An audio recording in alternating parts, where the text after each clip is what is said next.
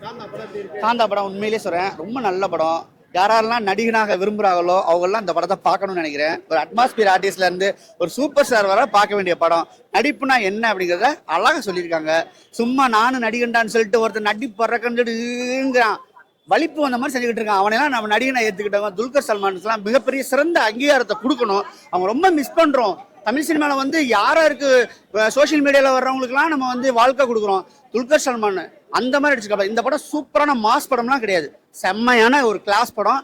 எல்லாருமே பார்க்க வேண்டிய படம். 2K கிட்ஸ்க்கு இதுதான் பிடிக்கும், நான் இப்படி தான் படம் எடுப்பேன் அப்படிலாம் இல்லாமல் என்ன பண்ண போகிறோமோ அதை பண்ணியிருக்கோம். ஒரு டேரக்டர் வந்து ஒரு நடிகனை வளர்த்து விடுறாரு.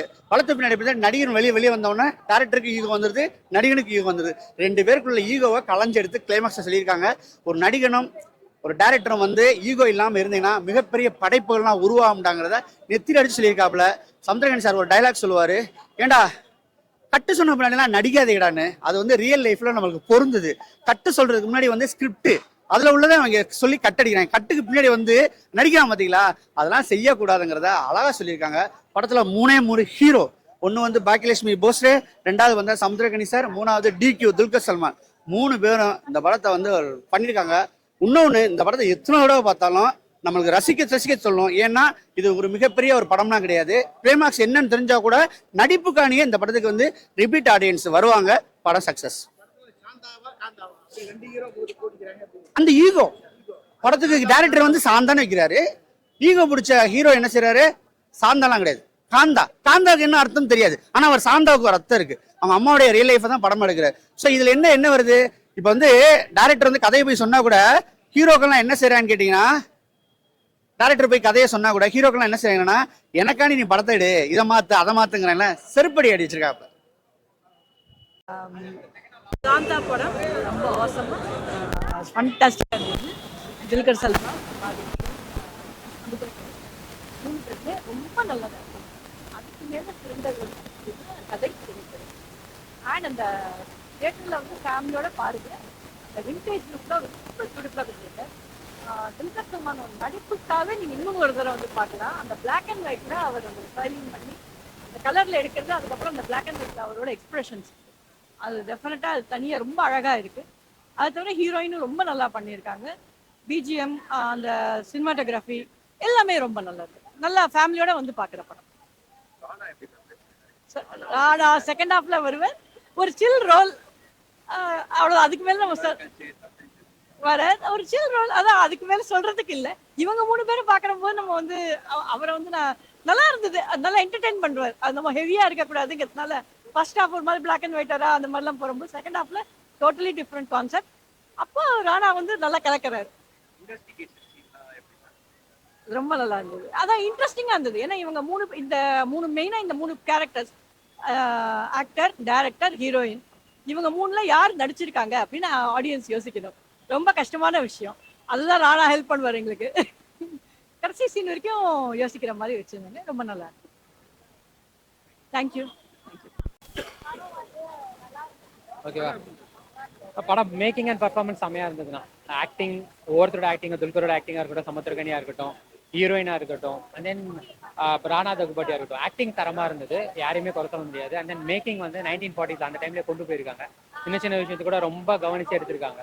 அதே மாதிரி இந்த படத்துக்கு பேக்ரவுண்ட் ஸ்கோர் பெரிய ப்ளஸ் நல்லா கொடுத்துருந்தாங்க. பட் இது எல்லாத்தையும் தாண்டி ஓவராலாக கதைன்னு வரும்போது எம்கேடியோட கதை, அவரோட லைஃப்ல நடந்த ஒரு இன்சிடென்ட் வச்சு படம் எடுக்கிறாங்க அப்படின்றத நிறைய பேர் ட்ரைலர் பார்க்குறப்பே தோணுச்சு. பட் அது இல்லை. அதை தாண்டி ஹீரோ ஹீரோயின்குள்ள உள்ள ரிலேஷன்ஷிப்லாம் பார்த்தா எம்ஜிஆர் ஜெயலலிதாலாம் ரிமைன் பண்ண மாதிரி இருந்தது. கிட்டத்தட்ட துல்கரே வந்துட்டு நிறைய இடங்கள்ல எம்ஜிஆரோட சாயல்ல தான் தெரிஞ்சாரு. இப்போ இதெல்லாம் பார்க்குறப்ப நம்மளால பெருசா யாரை பத்தி சொல்றாங்கன்ற ஒரு குழப்பம் வந்து, செகண்ட் ஹாஃப்ல ஒரு கொலை நடக்குது, அந்த கொலையை கண்டுபிடிக்கிறதுக்காக வர இன்ஸ்பெக்டர் தான். பட் அந்த கொலையை வந்து இன்வெஸ்டிகேட் பண்றதுல ஆரம்பத்தில் நம்மளுக்கு தெரிஞ்சது யார் கொலை பண்ணியிருப்பாங்க. ஸோ அதுலயும் பெருசா நம்மளுக்கு பெருசா சர்ப்ரைஸ்லாம் எதுவும் இல்லாதனால செகண்ட் ஹாஃப் கம்ப்ளீட்டா லாக் ஆயிடுச்சு. மொத்தமாக ஆக்சுவலா தியாகராஜ பகதூருக்கு பெரிய விஷயமே அவர் பாடுறது, 2வது அவரோட ஹேர் ஸ்டைல், ரெண்டுமே இந்த படத்துல இல்லை. துல்கர் வந்துட்டு நிறைய இடங்கள்ல எம்ஜிஆரோட ஹேர் ஸ்டைல தான் தெரிவார். அதுவே பெரிய ஃப்ளா தான். ஸோ இது எம்கேடியோட கதையே இல்லை. ஆக்சுவலி அந்த அவர் லைஃப்ல நடந்த ஒரு இன்சிடென்ட்டோட சாராம்சத்தை மட்டும் எடுத்துக்கிட்டு படமா பண்ணியிருக்காங்க. செகண்ட் ஹாஃப்லாம் கம்ப்ளீட்டா போயிருக்காங்க. ஏன்னா நம்மளுக்கு தெரியுதுல யார் ஃபாலோ பண்ணியிருக்கான்னு நம்மளுக்கு தெரியுது. அதுக்கப்புறம் ஒவ்வொருத்தராக கூப்பிட்டு இன்வெஸ்டிகேட் பண்ணா ராணா நடிக்கிறதுனால மேபி கொஞ்சம் நல்லா இருந்தது. பட் அதை தாண்டி படமா பெருசா சேவ் பண்ணல. ஆமா ஆமா. இது வந்து ஒரு பீரியாடிக் மூவியா ட்ரை பண்ணியிருக்காரு. அந்த ட்ரை வந்துட்டு பெருசா இருக்கு. ஆக்சுவலா அவரோட ஆக்டிங்னா வரும்போது நல்லா இருந்துச்சு. படமா பாக்குறப்ப பெருசா ஒர்க் அவுட் ஆகும். இது படம் எடுக்கணும்னு நினைக்கிறவங்களுக்கான படம் தான் அது. படம் யாராவது புதுசா எடுக்கணும்னு நினைக்கிறாங்க, நான் நிறைய கத்துக்கலாம். ஆனா படம் பார்க்கணும்னு வரவங்களுக்கான படம் இது கிடையாது. அவ்வளவுதான். நல்லா இருக்கு சார் படம். அதாவது இந்த படம் வந்து நம்ம எம்கேடி தியாகராஜ பாகவதர் எடுத்திருக்காரு, வாழ்க்கை வரலாறுன்னு சொல்லி. அதுல உண்மையிலேயே அந்த ஹிஸ்டரியை காட்டினாங்களா இல்லையான்னு கேட்டீங்கன்னா ஒரு 50% தான் காட்டியிருப்பாங்க. 50% உண்மையிலே காட்டல. அவரு லட்சுமிகாந்தம் கொலை வழக்கில் தான் உள்ள போயிருப்பாரு. ஸோ அந்த கொலை வழக்கு வந்து அப்படியே மாத்திட்டாங்க, மாத்தி வேற மாதிரி ஸ்கீம் பிளே கொண்டு போயிருக்காங்க. ரெண்டாவது நமக்கு படத்தை வேற பார்த்த ஃபீலிங் நமக்கு என்ன வரும்னா, நம்ம 20 படம் வந்தது பாருங்க, 20 படம், அப்புறம் நம்ம தலைவி, அந்த படத்தை புரட்சி தலைவரோட எம்ஜிஆரோட வாழ்க்கை வரலாறு கதைக்கு வந்துட்டோமோன்னு சொல்லி தேட்டர் ஆடியன்ஸா நம்மளுக்கு அந்த ஒரு ஃபீலிங் வந்துடும். அதை வந்து கொண்டு வந்துருவாங்க. அது நமக்கு அந்த ஃபீலிங்கா இல்லை. அவரோட கெட்டப் கெட்டப் சொல்றீங்கன்னா முடியை படிஞ்சு வாரிப்பாரு, வாரிஞ்சு இப்படி போட்டு வச்சிருப்பாரு. ரெண்டாவது பாகவதோட கதையை நான் ஏன் சொல்றேன்னா சார், அரியஸ் படம் பார்த்துருக்கீங்களே, 3 வருஷம் ஓன படம். அந்த படத்துக்கு கதை வசன கத்தா இளங்கோவன், ஓகேங்களா, அவங்க பேரன் தான் நான். ஸோ வந்து பாகவதரை பத்தி நல்லாவே தெரியும். அவங்க பேரன் கூட, அதனால தான் இந்த படம் வரலாற்று கதையை வந்து மாற்றி அமைச்சிட்டிங்கன்னு சொல்லிட்டு தான் அவங்களுக்கு கேஸ்லாம் போட்டிருக்காங்க, நீங்க பார்த்துருப்பீங்க. ஸோ அதெல்லாம் வந்து கொஞ்சம் இன்னும் கொஞ்சம் ப்ராப்பராக காட்டியிருந்தாங்கன்னா இன்னும் நல்லா இருக்கும். ஆனால் படம் வந்து நல்லா இருக்கு சார். ஆமா ஆமா, ஆக்சுவலா சாந்தாவை தான் இது பண்ணி தான் அவர் டேரக்டர் இதுவா சமுத்திரக்கணி பண்றாரு. அவர் தான் வந்து என்ன பண்றாரு, சாந்தாவை காந்தாவை மாத்துறான்ட்டாரு. ஸோ காந்தாவை தான் எடுக்கிறாங்க. ஈகோ தான், ஈகோ வச்சு தான் படத்தை எடுத்திருக்காங்க. ரெண்டாவது மெயின் வந்து படத்துல வந்து சமுத்திரக்கணி நல்லா டிஃப்ரெண்டா பண்ணியிருக்கேன். ஏன்னா அவர் படத்துல எப்ப ஒரே மாதிரி பண்ணியிருப்பாரு, இதுல வந்து கொஞ்சம் டோட்டலா டிஃப்ரெண்டா நல்லா நினைச்சிருக்காரு. அதுக்கப்புறம் வந்து ராணா கதாபாத்திரம் நல்லா பண்ணியிருக்காரு, கதாநாயகி நல்லா பண்ணிருக்காங்க, துல்கர் சர்மா நல்லா இருக்கு. ஆனா படம் வந்து ஃபர்ஸ்ட் ஹாஃப் தான் வேகமா ஓடும்.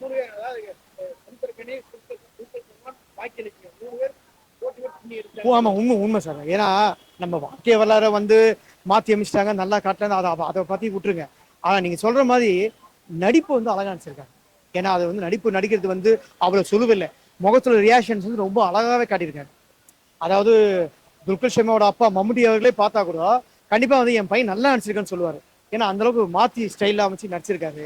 அதே மாதிரி நீங்க சொல்ற மாதிரி கதாநாயகி உண்மையே நல்லா இருக்கு. கதாநாயகியோட ஐஸ் கண்ணு வந்து உண்மையே நல்லா, அந்த கண்ணே பேசி நடிச்சிருக்கு. நல்லா இருக்கு சார். நம்பி வந்து எல்லாம் பார்க்கலாம், ஃபேமிலியோட பார்க்கலாம். காந்தா படம் உண்மையிலேயே சொல்றேன், ரொம்ப நல்ல படம். யாரெல்லாம் நடிகனாக விரும்புறாங்களோ அவங்கெல்லாம் இந்த படத்தை பார்க்கணும்னு நினைக்கிறேன். ஒரு அட்மாஸ்பியர் ஆர்டிஸ்ட்ல இருந்து ஒரு சூப்பர் ஸ்டார் வர பார்க்க வேண்டிய படம். நடிப்புனா என்ன அப்படிங்கிறத அழகா சொல்லியிருக்காங்க. சும்மா நானும் நடிகண்டான்னு சொல்லிட்டு ஒருத்தர் நடிப்பு பறக்கன்றான், வலிப்பு வந்த மாதிரி செஞ்சுக்கிட்டு இருக்கான். அவனெல்லாம் நம்ம நடிகனை ஏற்றுக்கிட்டவங்க துல்கர் சல்மானுக்குலாம் மிகப்பெரிய சிறந்த அங்கீகாரத்தை கொடுக்கணும். அவங்க ரொம்ப மிஸ் பண்றோம். தமிழ் சினிமாவில் வந்து யாராருக்கு சோசியல் மீடியாவில் வர்றவங்களுக்குலாம் நம்ம வந்து வாழ்க்கை கொடுக்குறோம்.